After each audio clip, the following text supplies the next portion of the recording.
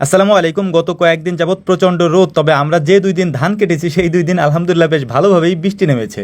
একদিন আগেই ধান কেটে এনে তারপর এগুলিকে রেখে দিতে হয়েছিল, কারণ বৃষ্টির জন্য এই ধান আমরা মারাই করতে পারিনি। পরদিন সকালবেলা দেখলাম যে খুব সুন্দর রোদ আছে, ভাবলাম যে আজকে হয়তো খুব সুন্দরভাবে আমরা এই কাজটা শেষ করতে পারবো, অর্থাৎ আমাদের এই ধানগুলিকে মারাই করতে পারবো। কিন্তু ধান মারাই করার যে মেশিনটা রয়েছে, এই মেশিনটা আমরা ধানের কাছে আনার সাথে সাথেই দেখলাম যে আকাশে প্রচন্ড মেঘ এবং বৃষ্টির ঘটা দেখা যাচ্ছে।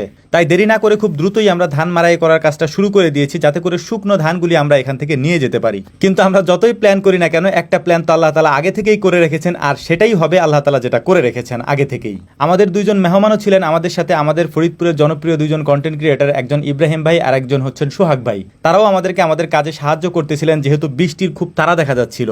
কিছুক্ষণ ধান মারাই করার পরপরই দেখলাম যে বৃষ্টি চলে এসেছে। বৃষ্টি আসার পর আমাদের যে মূল সমস্যাটা হয়েছে সেটা হচ্ছে আমাদের যে মেশিন ম্যান রয়েছে ইমন, ও হচ্ছে জ্বর, আমি আগেই বলেছিলাম, আগের ভিডিওতেও বলেছি, যে কারণে বৃষ্টি আসার সাথে সাথে ও এখান থেকে চলে গিয়েছে। এর ফলে যে সমস্যাটা হয়েছে সেটা হচ্ছে আমাদেরকে এই ধানগুলি মারাই করতে হবে পুরো সময়টা ধরে। একটা সময় মেশিন বন্ধ করে দিয়েছিলাম, তারপরে চিন্তা করলাম এই বৃষ্টির মধ্যে যদি কাজগুলি আমরা না করতে পারি, তাহলে বৃষ্টির পরে এই কাজগুলি করতে আমাদের অনেক বেশি সময় যেতে পারে এবং সেক্ষেত্রে আমাদের রাতও হয়ে যেতে পারে।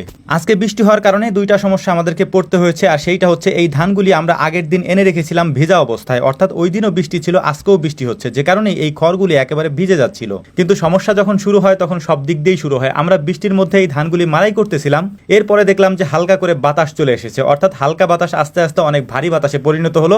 আমরা যে ধানগুলি মারাই করতেছিলাম, এই যে খড়গুলি আছে এই খড়গুলি উড়ে এসে আমাদের ধানের উপরেই পড়তেছিল, যে কারণেই আমাদের কিছু সময় পর্যন্ত এই মারাই করা বন্ধ রাখতে হয়েছিল। একটা বিষয় আপনাদেরকে বলে রাখি, এর আগে আমরা ধান, কলাই এবং অন্যান্য কিছু মারাই করেছি, তবে মারাই করার সময় কিছু সময় আমরা করেছি এবং বাকিটা অন্যরা করেছে, কিন্তু এরকম একসাথে এত ধান আমার মারাই করা কখনোই হয় নাই। তো যাই হোক, আলহামদুলিল্লাহ, সমস্যা যেহেতু একটা হয়েছে সমাধানও করতে হবে, এই জন্যই হচ্ছে মূলত এই ধানগুলিকে মারাই করে আমাদেরকে এখান থেকে নিয়েও যেতে হবে, কারণ বৃষ্টি হচ্ছে, ধানও ভিজতেছে এবং ধানের পাশাপাশি আমাদের সব থেকে গুরুত্বপূর্ণ এবং দরকারি যেটা সেটা হচ্ছে আমাদের খড়গুলোও সুন্দর মতো ভিজতেছিল।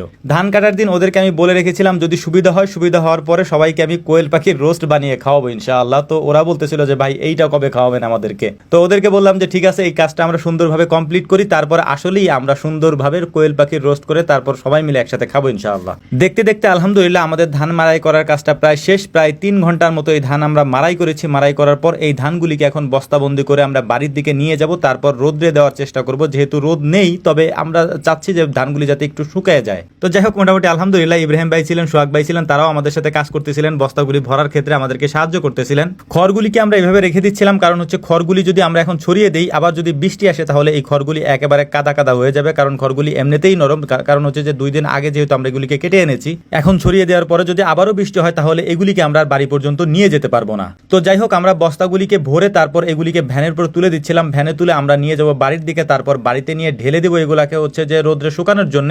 বস্তাগুলিকে সুন্দর করে ভরে ভ্যানে সাজিয়ে আমরা নিয়ে যাচ্ছিলাম আমাদের বাড়ির দিকে। তো ভাইয়েরা আমাদেরকে হেল্প করতেছিলেন, অনেক কষ্ট করেছেন ওনারা, তাই কোয়েল পাখির রোস্ট খাওয়ার দাওয়াত আমরা ওনাদেরকেও দিয়েছি, যাতে করে ওনারা আমাদের সাথে একসাথে কোয়েল পাখির রোস্ট খেয়ে তারপরে যান এখান থেকে ইনশাআল্লাহ। ধানগুলিকে ঢেলে রাখার পর আমরা দেখতেছিলাম যে আকাশে তখনও মেঘ ছিল, যে কারণে ধানগুলিকে আমরা ছড়িয়ে দিইনি। এই ধানগুলিকে আমরা রাত্রেবেলা ছড়িয়ে দিয়েছিলাম, যাতে করে পরের দিন পর্যন্ত এগুলি আস্তে আস্তে শুকিয়ে যায়। আল্লাহ তাআলার কাছে দোয়া করি, আল্লাহুম্মা সাইয়্যিবান নাফিয়ান, আল্লাহ তাআলা যেন উত্তম বৃষ্টি আমাদেরকে দান করেন। তো আপনারাও আমাদের জন্য দোয়া করবেন। আসসালামু আলাইকুম ওয়া রাহমাতুল্লাহ।